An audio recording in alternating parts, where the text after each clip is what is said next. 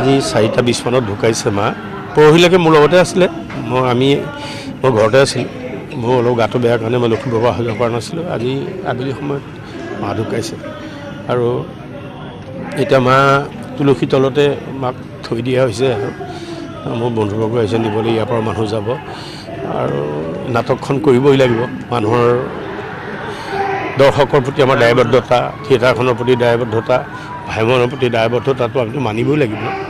সেইকাৰণে মা গ'ল, মই গৈ পেলাই আৰু শেষ কৰি পেলাই মাৰ ওচৰলৈ যাম আৰু বুকুত আচলতে শিল লৈ থাকিবলগীয়া হৈছে।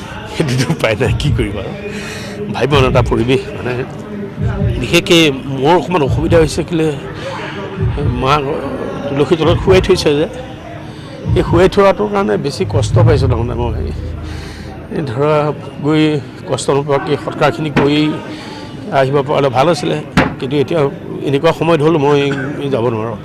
আৰু মোৰ সৰু ভাইটিও গুৱাহাটীত আহি আছে, গতিকে ভগৱানে যি কৰিলে উপায়টো নাই। মৃত্যুটো মানিবই লাগিব, কিন্তু মৃত্যুৰ লগে লগে সকলোতো শেষ হৈ যাব নোৱাৰে।